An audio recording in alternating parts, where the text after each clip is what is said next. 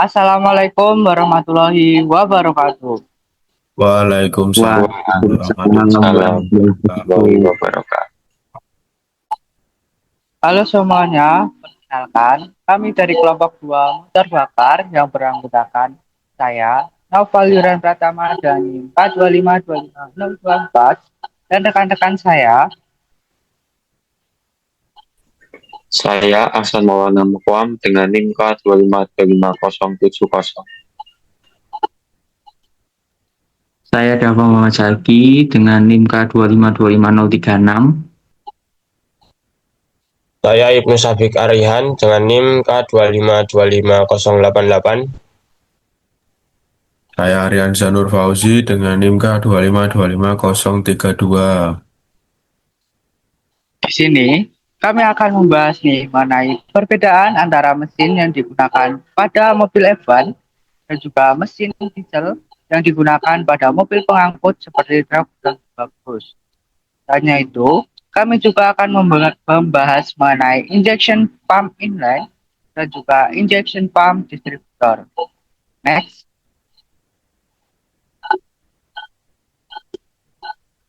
Nah, teman-teman pernah bertanya nggak sih, apa sih perbedaan antara mesin yang digunakan pada mobil F1 dan juga mesin yang digunakan pada mobil pengangkut? Nah, setiap mesin dibuat dengan tujuan khusus nih teman-teman. Mesin pada mobil F1 lebih fokus pada kecepatan dan juga akselerasi sehingga lebih cocok menggunakan mesin bensin. Sedangkan pada mobil pengangkut lebih fokus pada torsi, daya angkut dan juga daya tahan. Untuk itu, mesin diesel dipilih karena lebih cocok dengan karakter tersebut. Next. Nah, alasan mobil F1 menggunakan mesin tipe bensin itu ada beberapa alasan nih teman-teman. Yang pertama, mobil F1 membutuhkan RPM yang sangat tinggi, sehingga lebih cocok dengan karakter mesin bensin yang umumnya memiliki RPM yang lebih tinggi daripada mesin diesel nih. Selain itu, akselerasi pada mesin F1 juga harus cepat nih teman-teman. Untuk itu mesin bensin dipilih karena pembakaran busi memberikan respon yang lebih instan daripada mesin diesel sehingga memungkinkan perubahan kecepatan dinamis yang cocok untuk mesin balap nih. Untuk itu, bobot pada mesin F1 juga lebih ringan sehingga mesin bensin dipilih karena umumnya mesin bensin memiliki bobot yang jauh lebih ringan dibandingkan mesin diesel. Hal ini karena kompresinya juga lebih rendah sehingga memungkinkan penggunaan komponen yang lebih ringan. Karena bobot ini sangat krusial pada balapan sehingga F1 lebih cenderung menggunakan mesin bensin. Selain itu, F1 juga fokus pada daya yang maksimum. Untuk itu, lebih mementingkan daya yang lebih besar daripada torsi yang besar. Sehingga ini sangat cocok dengan karakter pada mesin bensin dibandingkan mesin diesel. Untuk slide selanjutnya akan dibahas oleh rekan saya, Mas Aksan. Nah, lalu selanjutnya ini membahas akan keunggulan mesin diesel pada truk. Nah, keunggulan yang pertama itu mesin diesel itu menghasilkan torsi yang besar. Nah, torsi ini kemampuan mesin untuk menghasilkan tenaga putar. Nah, mesin diesel ini menghasilkan torsi yang lebih besar daripada dibandingkan mesin bensin pada putaran rendah, sehingga memberikan keuntungan itu mampu membawa beban yang berat, yang kedua mudah untuk menanjak, yang ketiga untuk itu cocok untuk kendaraan angkutan dan alat berat. Nah, yang kedua itu lebih hemat bahan bakar, artinya itu energi dari bahan bakar lebih banyak diubah menjadi tenaga, sehingga konsumsi bahan bakar lebih irit. Nah, hal ini sangat penting bagi kendaraan yang digunakan pada jarak jauh.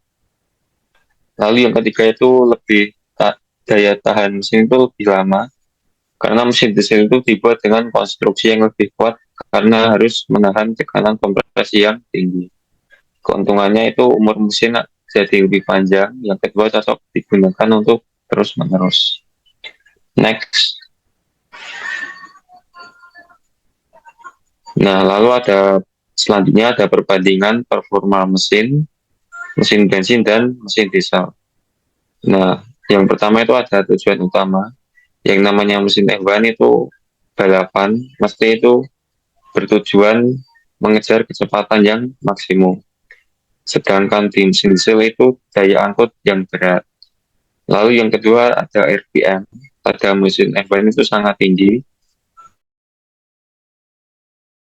Karena di mesin diesel itu RPM-nya rendah, kisaran 4.000 sampai 5.000. Lalu torsi di mesin bensin itu sedang, sedangkan di mesin diesel itu torsinya sangat besar. Terus selanjutnya ada efisiensi BBM. Di mesin F1 itu bisa dikatakan lebih boros dikarenakan itu RPM-nya sangat tinggi. Lalu yang selanjutnya itu ada mesin diesel itu lebih hemat bahan bakar. Lalu yang terakhir ada ketahanan. Di mesin F1 itu umurnya pendek, sedangkan di mesin diesel itu berlawanan atau jangka panjang. Pada slide selanjutnya akan diterangkan oleh teman saya. Kali ini aku akan membahas terkait mekanisme pembakaran pada mesin bensin dan mesin diesel. Nah, perbedaannya itu apa sih? Pada mesin bensin, udara dan BBM dicampur kemudian dibakar menggunakan busi. Sedangkan di mesin diesel, udara dikompresi hingga panas kemudian diinjeksi solar untuk memicu pembakaran. Nah, pada mesin diesel kompresi lebih tinggi daripada mesin bensin. Nah, dalam untuk bahan bakarnya itu ada bensin dan solar. Nah, perbedaan utamanya yaitu dalam bensin itu ada yang namanya oktan, dan di mesin diesel atau solar ya itu ada yang namanya setan number. Nah, setan ini berfungsi untuk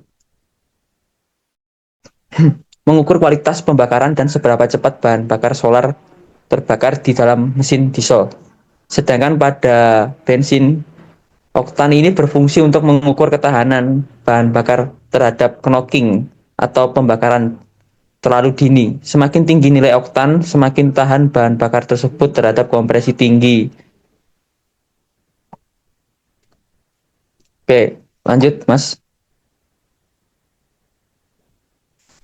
Oke, untuk yang selanjutnya itu injection pump inline. Nah, mekanismenya yaitu setiap silinder ini, setiap mesin memiliki setiap silinder itu memiliki satu plunger ya teman-teman. Berbeda dengan injection pump atau valve, apa namanya, VE. Sorry, ulang. Oke, kali ini aku akan membahas tentang injection pump inline. Nah, perbedaan untuk mekanisme kali ini aku akan membahas injection pump inline. Untuk mekanismenya, setiap silinder itu memiliki satu plunger. Jadi apabila ada 4 silinder maka terdapat 4 plunger ya. Kemudian untuk bagian-bagiannya yaitu ada camshaft, yaitu mengubah gerak putar arah naik dan turun. Kemudian plunger itu berfungsi sebagai penekan solar untuk terkompresi dalam ruang tersebut. Kemudian rak atau pinion berfungsi mengatur volume solar masuk. Yang selanjutnya akan dijelaskan oleh Mas Ibnu. Kemudian ada tahapan kerja pompa injeksi. Yang pertama yaitu tahap pengisian.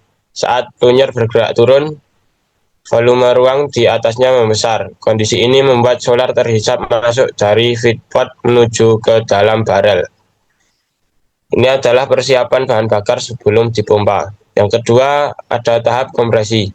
camshaft, kemudian mendorong plunger naik. Saat naik, plunger menutup feedport karena jalur keluar tertutup.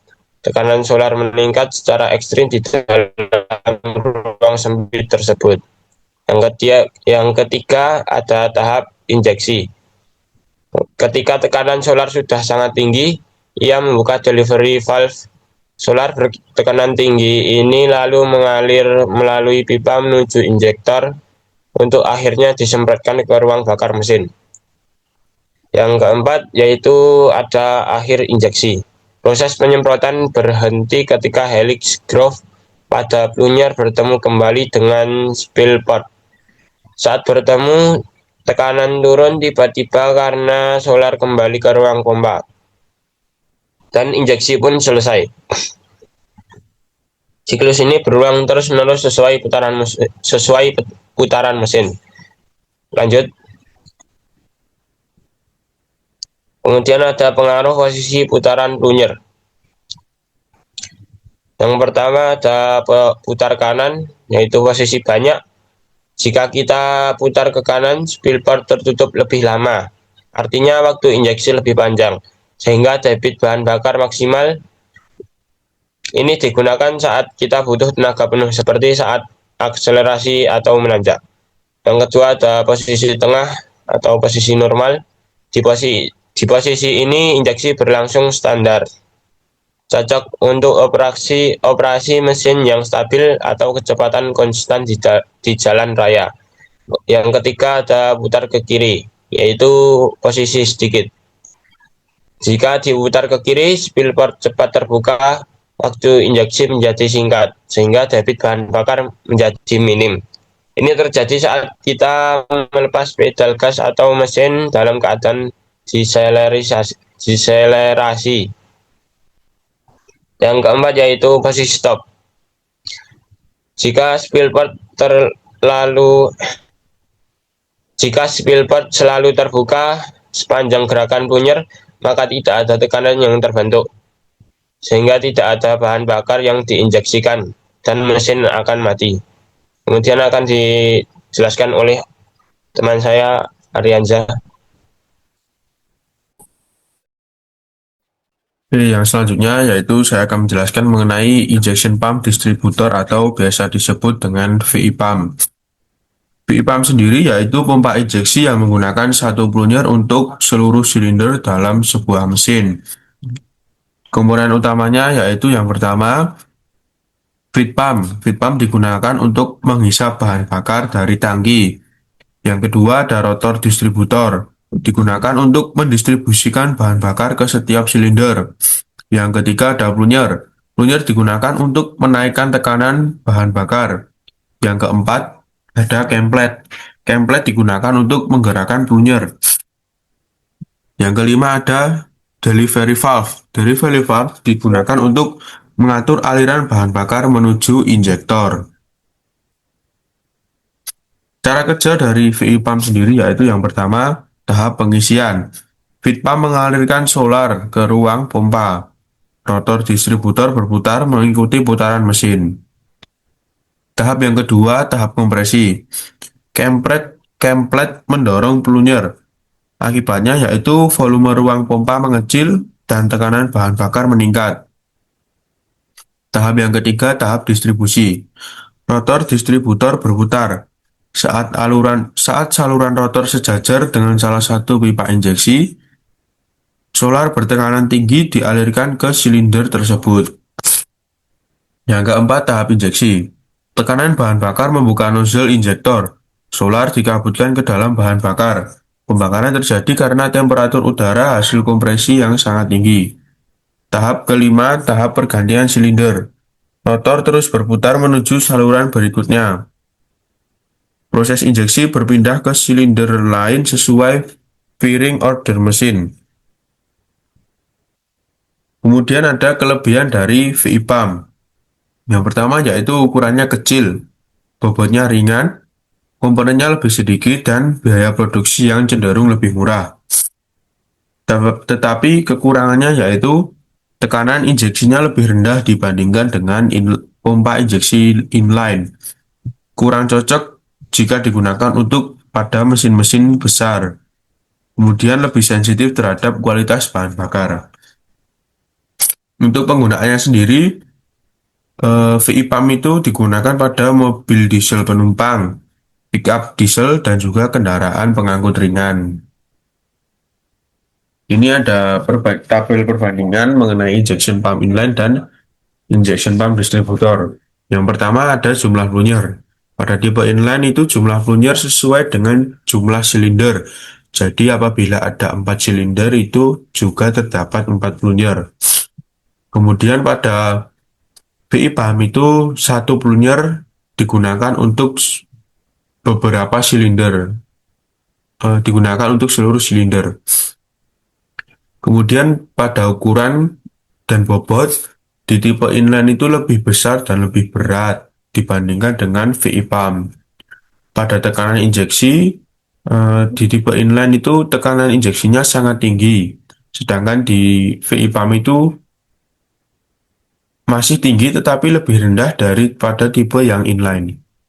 Untuk penggunaannya itu di tipe inline itu pada truk-truk pengangkut besar, bis, dan juga alat-alat berat seperti alat pertambangan, kemudian ada di konstruksi.